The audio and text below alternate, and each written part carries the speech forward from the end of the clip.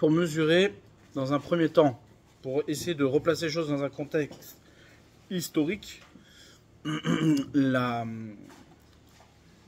fait que le peuple d'Israël ait pu retourner sur sa terre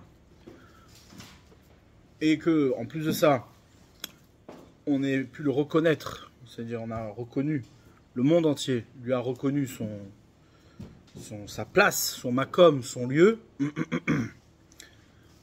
sans rentrer maintenant dans les détails historiques de quel lieu, comment, quelles étaient les frontières, etc. C'est pas du tout le sujet qui m'intéresse ce soir. C'est évidemment, après la Shoah, quelque chose qui avait du sens plus que si ça s'était passé à un autre moment.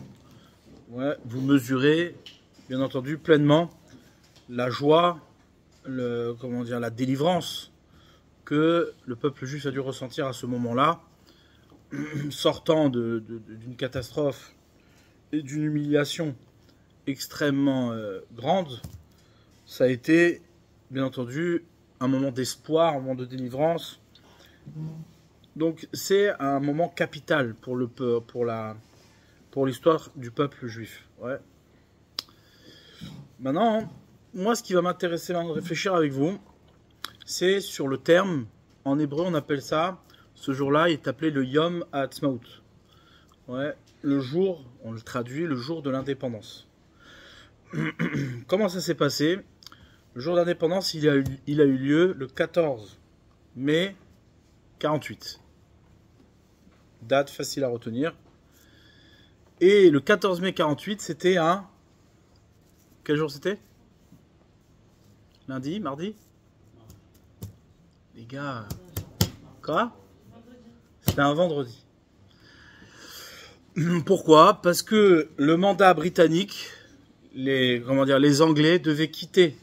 Ils avaient sortir de la terre d'Israël et laisser les clés au peuple juif, ouais, le soir, c'est-à-dire le 14 mai à minuit, donc le 15.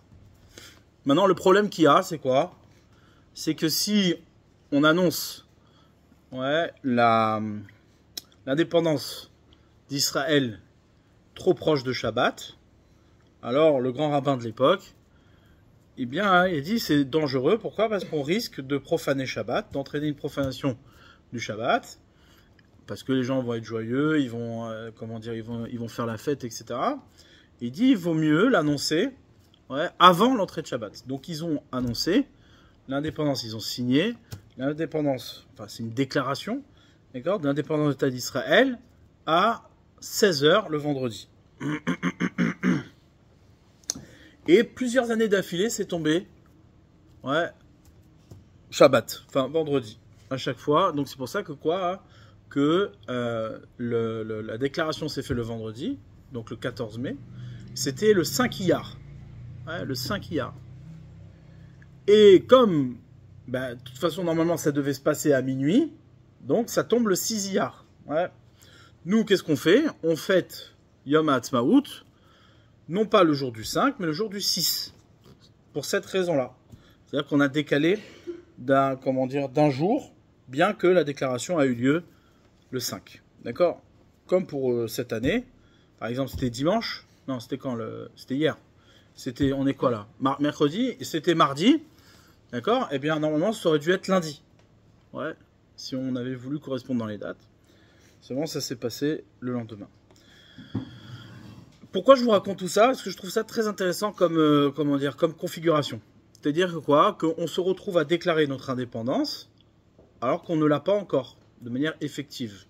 Ouais. Et vous allez comprendre pourquoi je vous dis ça.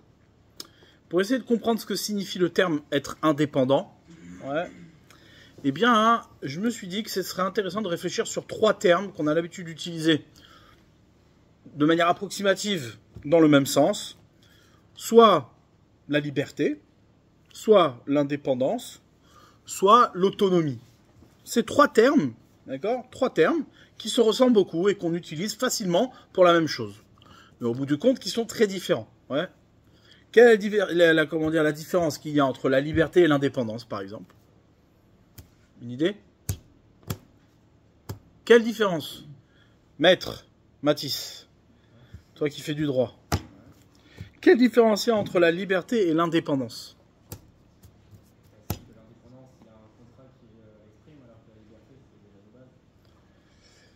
C'est pas mal ce que tu dis. C'est intéressant. Pourquoi? Parce que si la liberté, elle est de base, ça veut dire qu'elle est naturelle, d'accord? C'est un droit naturel.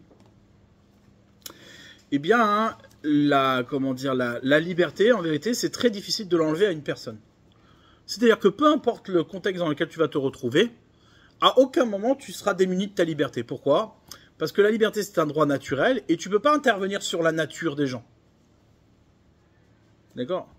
Par exemple, nous, le peuple juif, on est juif, on a notre totale liberté d'appliquer ou non notre judaïsme. Si demain arrive une nation qui vient et qui te dit « mange ce porc ou je te tue », tu es en totale liberté de choisir soit de le manger, soit de mourir. D'accord? C'est pas parce que maintenant on t'impose quelque chose que tu n'es pas libre. D'accord? Donc, on peut être en liberté, mais ne pas être indépendant. On peut dépendre des autres, malgré notre liberté. Pourquoi ça? Toutes ces différences-là sont très importantes pour bien comprendre quel est l'événement de l'indépendance. Le peuple juif, on va se poser la question ensemble, est-ce qu'il était libre avant l'indépendance? Est-ce qu'on était libre dans les camps de concentration? C'est une question importante, ça. Est-ce que les gens étaient libres dans les camps de concentration?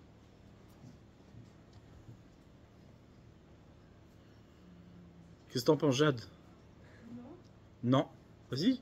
Pourquoi? Pourquoi ils n'étaient pas libres? Encore on leur avait enlevé leur liberté? Ils étaient enfermés. C'est-à-dire quoi? C'est-à-dire que c'est pas qu'ils n'étaient pas libres, mais on leur avait enlevé leur exercice de la liberté. D'accord? On leur avait enlevé. Donc c'est une prison. Ils sont emprisonnés. D'accord? Maintenant, est-ce qu'ils étaient indépendants? Est-ce qu'il y avait des gens indépendants dans les camps de concentration? Non, non plus. Pourquoi? Parce qu'ils dépendent du bon vouloir des nazis, de leurs tortionnaires. Mais il y avait d'autres personnes, suivant leur conception, qui se considéraient libres, mais qui n'étaient pas indépendants. La liberté, c'est une notion qui dépend de ton cerveau, qui dépend de toi. C'est subjectif. Tout dépend de comment tu définis ta nature. D'accord? Comme c'est un droit naturel, tout dépend de comment tu définis ta nature. Si, au milieu de ce qui va être une prison, eh bien, tu es dans une occupation de lire et que c'est exactement ce que tu désires profondément, ben, un homme qui est emprisonné dans sa prison, il peut étudier librement. Et si c'est ça qui le motive toute sa vie, il s'en fiche d'être emprisonné.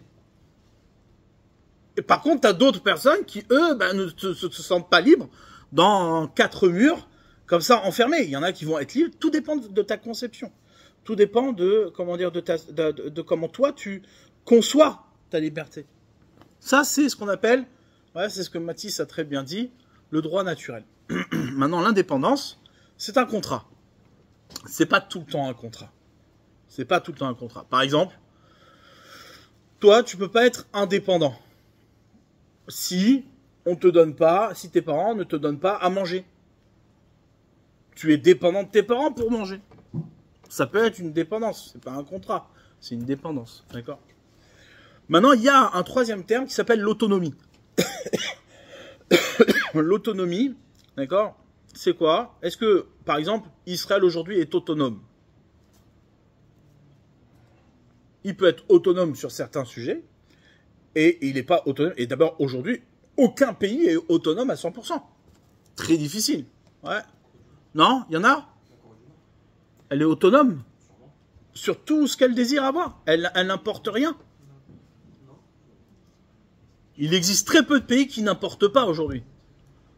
Parce qu'à un moment donné, tu n'arrives pas toi-même à produire tout ce que tu as besoin. Tu es autonome. Maintenant, est-ce que pour autant, si tu n'es pas autonome, est-ce que pour autant tu vas être dépendant? Pas forcément. Tu peux très bien te passer,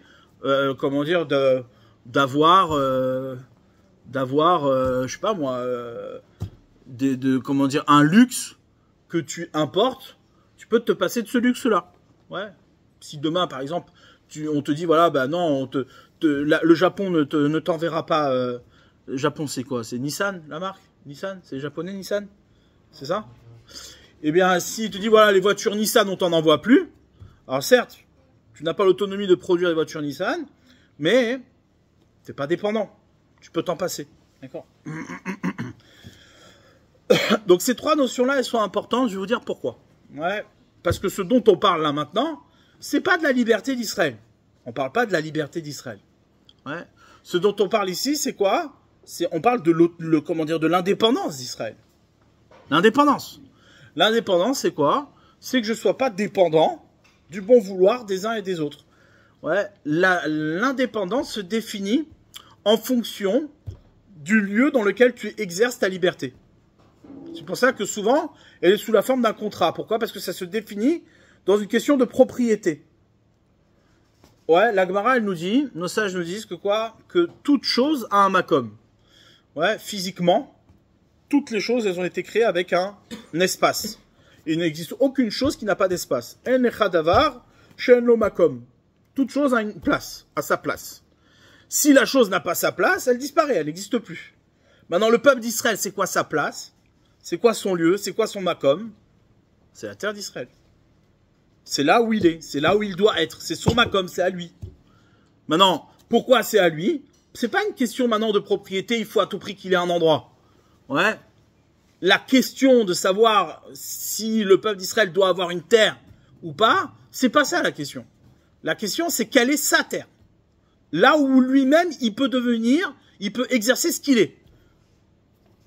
Je suis libre d'être un juif, mais si je peux pas exercer mon judaïsme là où il va faire des fruits, bah je suis pas indépendant.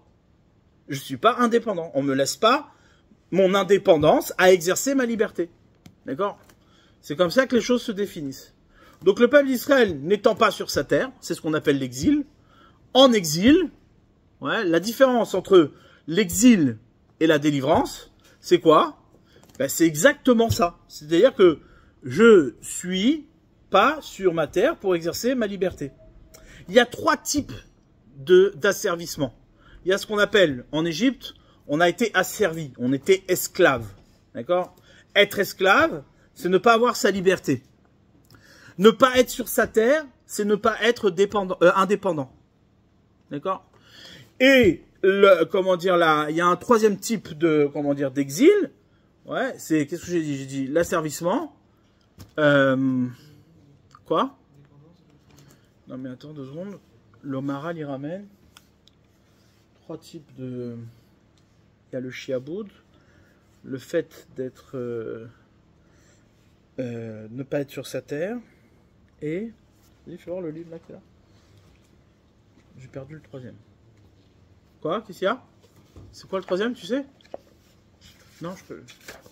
Non, c'est pas le bon livre, ça. Bon, ça va me revenir. Bref, comment dire, on peut être libre sans être indépendant.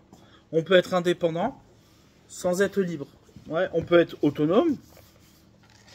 C'est 3 types d'asservissement, 3 types de dépendance, d'accord, qui vont se définir en fonction de ce qu'on exerce sur moi.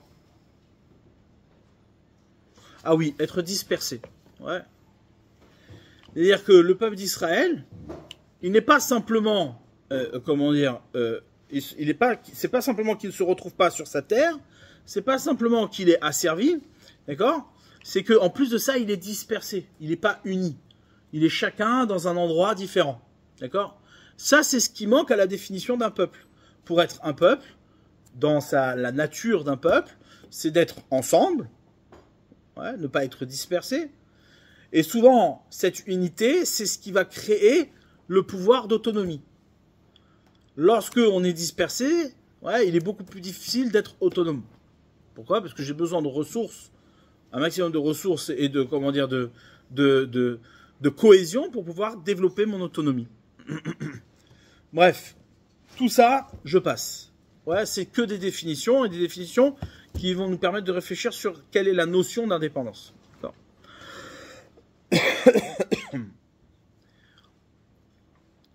Aujourd'hui, le peuple d'Israël, ouais, il est menacé. Il est menacé, comme dans beaucoup de moments dans son histoire. Ouais, mais il est menacé sur quel type de, comment dire, de ces 3 points qu'on vient de développer. Est-ce qu'il est menacé sur sa liberté? Pas vraiment. On l'empêche pas de vivre. Ça, tu as raison.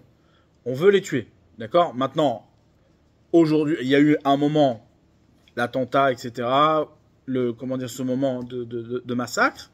Mais en dehors de ces moments-là, la liberté, elle est là. Le peuple d'Israël, sur sa terre, il est libre. Maintenant, c'est sûr que quoi? Qu'il a un ennemi qui va chercher à le détruire. Cette liberté, elle lui est ôtée au moment où on lui enlève la vie.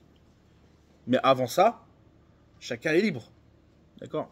Mais tu as raison. Au moment où tu es attaqué, tu n'es plus libre.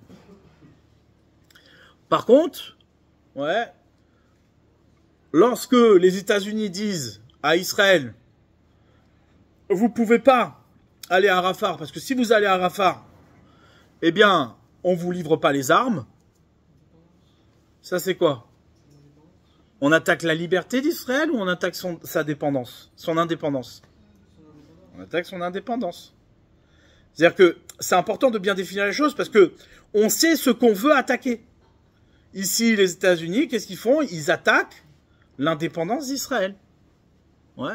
On lui rappelle que t'es pas indépendant, t'es dépendant. Tu dépends de nous, les États-Unis. De l'autre côté, si maintenant les Juifs de diaspora qui sont aux États-Unis mettent une pression sur Joe, ouais, ils mettent une pression en disant ah ok, tu veux la jouer comme ça? Ok, on va enlever nos billes de telle et telle institution. Alors là, c'est lui qui se découvre être dépendant, d'accord, et on lui enlève son indépendance. D'accord? Maintenant, où c'est qu'on retrouve le terme etzem? Ouais, atzmaout. Atzmaout en hébreu, atzmaout, l'indépendance, ça vient du mot etzem. Où c'est qu'on retrouve ce mot-là dans la Torah?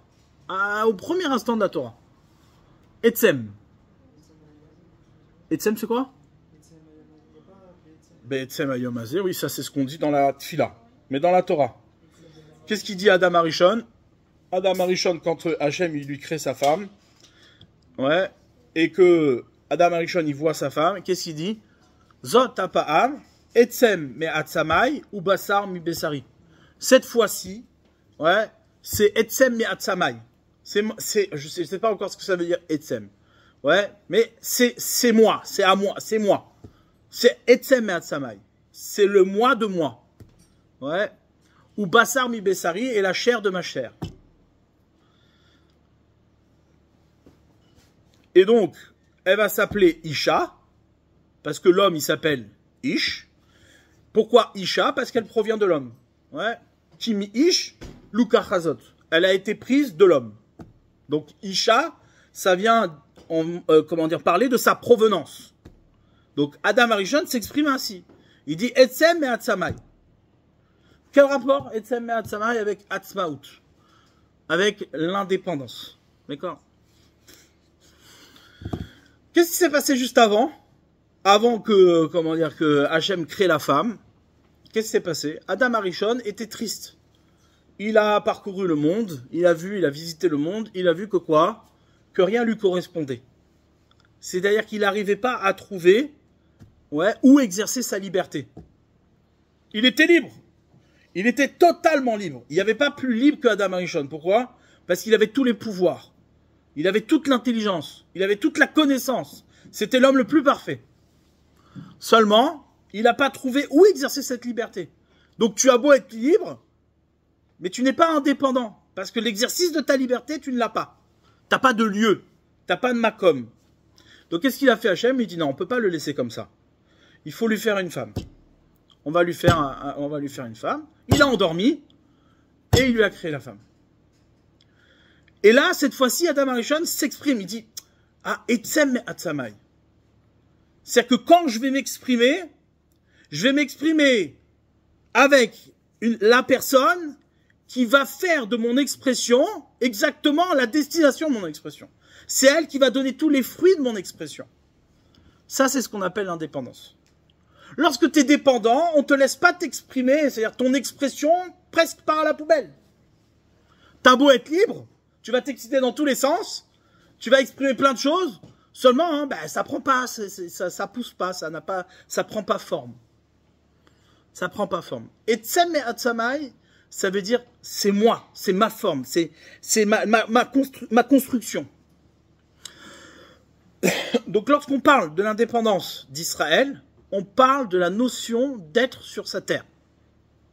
Et être sur sa terre, sa propre terre, pas une terre qu'on t'a donnée juste pour que tu aies un endroit où t'exprimer. Non, on t'a donné la terre où le seul endroit où le juif peut s'exprimer. Et c'est ça le miracle. C'est ça le miracle, c'est celui-là le miracle. Ouais. Entendez bien ça. Le miracle de se retrouver, que le peuple juif se retrouve sur sa terre, c'est celui-là. C'est pas le fait d'être indépendant seulement, c'est le fait d'être sur son endroit à lui, le sien. Celui que quand il s'exprime en tant que juif, ça fait pousser du juif. Si on avait fait ça au Ouganda, une terre qui nous aurait été autorisée et qu'on ne nous aurait pas contestée, eh bien, là-bas, le judaïsme ne se serait pas exprimé comme il pourrait s'exprimer. Ouais, imaginez-vous, vous êtes, à Vilna, cette ville juive d'avant-guerre, il y avait énormément de juifs, il y avait que des juifs à Vilna, c'était le ghetto, mais c'était pas notre endroit, c'était pas le nôtre. Ah, pourtant, on pouvait exprimer notre judaïsme en totale liberté. Totale liberté. Tu exprimais ton judaïsme en totale liberté. Tellement on était libre dans notre judaïsme que quoi qu'on exprimait notre Torah d'une manière tellement intense qu'il n'y a jamais eu de période aussi intense que celle-là. Même aujourd'hui en Israël, il n'y a pas cette intensité-là d'expression du judaïsme comme elle était à Vilna à l'époque. Seulement, on était dépendant, on n'était pas indépendant. T'avais beau semer ton judaïsme, il prend pas forme, il pousse pas. C'est à qui tu vas le laisser ton judaïsme? Il va pas prendre forme à Vilna. À Vilna, il prend pas forme. La preuve en est, c'est quoi? C'est que quand tu vas à Vilna aujourd'hui, tu vois rien. Tu vois que des tombes. D'accord? Donc, il faut bien entendre quel est l'événement de se retrouver sur sa terre. Ouais. Encore une fois, ce que l'on fête le jour de l'indépendance, c'est pas l'indépendance contractuelle dont Mathis nous a parlé. Ouais. C'est l'indépendance naturelle du peuple juif. Il existe une indépendance naturelle. Pourquoi? Parce que le peuple juif a une nature à être libre qui ne se définit pas dans l'accord des hommes, dans l'accord des autres. Et l'ambiguïté dans laquelle on est aujourd'hui, c'est quoi? C'est que l'indépendance de l'État d'Israël, pour l'instant, n'a été signée que par l'accord des autres, l'accord des nations. C'est ce qui fait la difficulté du terrain aujourd'hui. C'est ce qui fait la difficulté du terrain. Donc, de ce qu'il y a de miraculeux dans l'événement de se retrouver sur la terre d'Israël, c'est pas l'indépendance seulement, telle qu'on en parle, c'est-à-dire l'indépendance contractuelle, où les gars, ils vont arriver, oui, à l'ONU, on vous a signé que cette partie-là et pas l'autre, etc. Et c'est de ça dont tout le monde a peur. Tu te rends compte? Ouais, on a rendu Benjamin Netanyahou, on l'a rendu un fanatique religieux extrémiste. Alors qu'il découvre à peine ses téphilines. D'accord? Il s'est passé quoi le judaïsme, Benjamin Netanyahou? Il le connaît de loin. Mais on l'a rendu l'orthodoxe. Parce qu'on dit, ouais, il a dit que c'était un pays juif. D'accord? Donc vous comprenez ici la problématique dans laquelle on se trouve, nous, aujourd'hui. C'est pas le fait, c'est ce qu'il y a d'extraordinaire, c'est ce qui dérange les nations. Ouais. Et c'est ce qu'on ne mesure pas assez. C'est pas le fait de se retrouver sur une terre où on peut s'exprimer, où on a un endroit ouais, dans lequel on est protégé. C'est pas que ça, le miracle. Le miracle, c'est qu'on se retrouve sur notre terre, la nôtre. Celle que quand je pose un pied là-bas, elle vit, elle s'exprime. Et d'ailleurs, la preuve en est, c'est quoi? C'est que jusqu'à le retour des Juifs sur leur terre, bah, la terre était complètement aride. Rien ne s'exprimait, rien ne poussait là-bas. C'est un des miracles, ouais, qui était annoncé pour la fin des temps, que lorsque le peuple juif retrouvera sa terre, eh ben, la terre de nouveau va donner ses fruits. Eh ben, ils étaient là-bas pendant des millénaires, la terre ne donnait pas ses fruits, c'était une terre horrible, elle était impraticable. Impraticable. Vous savez que bien avant, ouais, 1948, il y avait déjà depuis le XVIIIe siècle des familles entières qui partaient en Israël pour aller préparer la terre. Ils se retrouvaient dans des marécages, des gens qui sont morts de plein d'épidémies, de maladies horribles, mais qui malgré tout se sont sacrifiés pour pouvoir faire que cette terre soit praticable et habitable.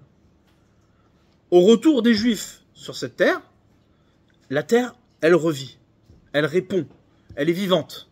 Ouais. C'est ça qui est marqué dans la Torah. Ouais. Quand les explorateurs, ils vont arriver sur la terre d'Israël, qu'est-ce qu'ils disent? Ouais. Eretz ochelet yoshveaï. C'est une terre qui mange ses habitants. Ouais.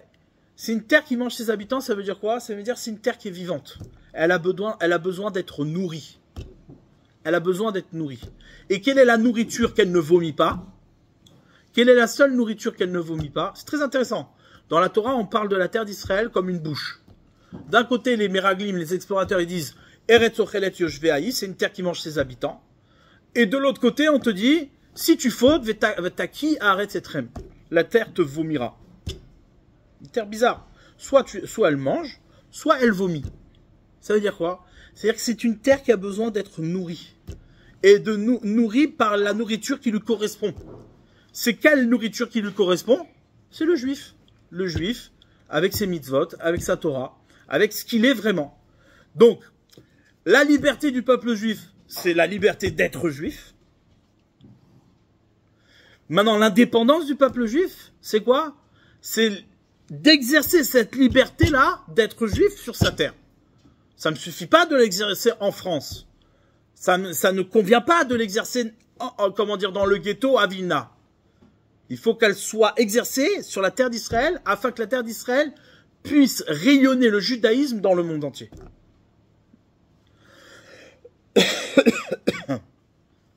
D'accord? Je termine juste avec une petite idée pour aider à la réflexion. Vous savez que le terme de délivrance, en hébreu, comment on parle de délivrance? C'est quoi le terme délivrance en hébreu? Géoula. Géoula, la délivrance. Maintenant, l'exil, en hébreu, c'est quoi? Galout. Ouais, l'exil, c'est galout. Le Maharal nous dit que quoi? Que Géoula et galout a la même racine. En hébreu, tout fonctionne par racine. Les mots ont une racine. Soit une racine d'une lettre, c'est très rare. Il y a très peu de mots qui ont des racines d'une lettre. Parce que c'est très difficile d'identifier un mot avec avec une racine d'une seule lettre. Et les premières racines sont de 2 lettres. Comme par exemple, Gal. Ici, Galout, Géoula, la racine c'est Gal. Les lettres Gimel, Lamed. Il y a un autre terme en hébreu, d'accord, qui utilise la même racine, c'est quoi? Les galotes. Gilouï, révélé. Ouais, révélé. Et là, le Maharal, il dit quelque chose d'incroyable. Il dit que quoi? Que l'exil, aussi bien l'exil que la délivrance, c'est une révélation. Une révélation de ce qu'est Israël. Lorsque Israël est en galoute, est en exil, ça révèle pleinement, ouais, le lieu qu'il n'occupe pas comme il faut. Ou la liberté qu'il n'exerce pas comme il faut. Du coup, ça nous révèle quelle va être notre délivrance. À chaque fois, aussi bien la délivrance que l'exil, c'est une révélation. C'est un guilouï. Ouais. Et là, ici, il y a eu une révélation de ce que peut être la véritable indépendance d'Israël. L'indépendance naturelle, pas la contractuelle. La contractuelle, c'est pas celle qu'on attend. Elle est bien, mais elle n'est pas suffisante. La preuve en est, c'est quoi? C'est qu'on n'a pas cette indépendance naturelle. Quand on nous tape dessus, on est obligé de supplier le monde entier pour avoir des armes, pour se défendre. C'est un droit naturel de se défendre. On te dit non, on ne veut pas que tu te défendes. Vous avez vu ce qui s'est passé, ouais? Là, le mémorial, un des mémorials de la Shoah à Paris, il a été profané. Quelle manière? Ouais, c'est quand même exceptionnel. C'est pas une simple profanation. C'est la profanation du symbole de la liberté du peuple palestinien sur le mémorial de la Shoah. Des mains rouges, d'accord, qui sont, placardées sur le mémorial de la Shoah. Alors là, il n'y a plus possible. Comme Rima Hassan, elle peut plus dire non, c'est le symbole de la liberté, il faut arrêter de dire que c'est le symbole de la guérilla pro-palestinienne. Non, elle peut plus dire ça, c'est collé sur le mémorial. Pourquoi? Qu'est-ce que ça a à foutre là-bas? Et c'est là où tu te rends compte que au bout du compte, ce qui est contesté, c'est pas la liberté d'être juif. Ça viendra après. Ça aussi, ça viendra. Mais ce qui est contesté pour l'instant, c'est quoi? C'est l'indépendance. Cette indépendance naturelle. C'est-à-dire ce qui fait peur aujourd'hui. Ce qui faisait peur avant la Shoah, l'antisémitisme d'avant la Shoah, c'était la liberté d'être juif. Ce qui fait peur aujourd'hui, c'est pas la liberté d'être juif. La preuve en est, c'est qu'ils se réclament pas d'être antisémites. Ils disent non, nous on est antisionistes. Ce qui fait peur aujourd'hui aux nations, c'est quoi? C'est l'indépendance d'Israël. On passe une étape dans la délivrance. On est sorti de la contestation de la liberté d'être juif. Mais on rentre dans une nouvelle contestation. C'est quoi? C'est la contestation de l'indépendance d'Israël. Le droit à Israël d'exercer sa liberté sur le lieu qui lui correspond. Sur son makom. À lui. Ouais. Après, une fois qu'on aura passé cette étape, alors on rentrera dans la dernière étape, ouais, de l'autonomie. On n'aura plus besoin des nations pour avoir besoin de ce qu'on a besoin. On n'aura plus besoin de faire appel aux États-Unis pour leur savoir et leur technicité. On fera tout chez nous, sans importer quoi que ce soit. Ça, c'est la délivrance d'Israël. La troisième étape de la délivrance d'Israël, c'est quoi? C'est que tout sur Israël nous est suffisant. Il n'y a pas besoin d'aller chercher ailleurs, etc. De faire des allers-retours en France pour avoir une parnassa. Pas besoin. Tout là-bas est suffisant. Ouais. Ça, c'est les trois étapes de la délivrance d'Israël. Première étape, la liberté d'Israël. La liberté d'être juif. Deuxième étape, l'indépendance. Exercer son judaïsme sur sa terre, sur sa propre terre, le lieu qui lui correspond. Pour pouvoir rayonner en tant que juif. Et troisième étape, l'autonomie. C'est-à-dire que j'ai plus besoin de personne. Tout ce que j'ai besoin se produit du lieu même que j'habite. Et ça, c'est l'expression même de notre indépendance. D'accord? Il me semble que c'est important de bien situer ce qu'on a obtenu à ce moment-là. Pour pas se perdre dans les pièges du politique. Souvent, on peut utiliser lorsqu'on conteste notre indépendance, on peut utiliser, des mots chocs en disant, ouais, la Shoah, etc. Quoi, vous voulez nous enlever notre liberté d'être juif. Même si ça peut être utile, mais c'est pas ça qui se passe. Ici, il y a quelque chose de beaucoup plus vicieux, beaucoup moins direct dans l'antisémitisme moderne. Et c'est justement l'ambiguïté que l'on a. C'est qu'on n'est pas en train de contester aujourd'hui, même si, de toute façon, au fond, c'est ce qu'on aimerait contester. Mais ce qu'on conteste ici, c'est pas la liberté d'être juif. Ce à quoi on s'attaque, c'est le rayonnement de cette liberté. Ça, non, on n'en veut pas. Ça, il ne faut pas exagérer. Ouais. D'accord? Ça permet d'expliquer énormément de choses et de paradoxes et de contradictions dans la tête des nations aujourd'hui. Beaucoup de choses, ça peut expliquer. Et donc, ça va, par conséquent, nous expliquer à nous l'orientation qu'on doit prendre et ce qu'on a à faire. L'exigence que l'on a. Ouais. Défendre Israël aujourd'hui, c'est défendre le mérite et la dimension d'Israël à exprimer ce qu'il est. C'est comme ça qu'on le défend. Et c'est très intéressant ce qui se passe. J'arrête ici parce que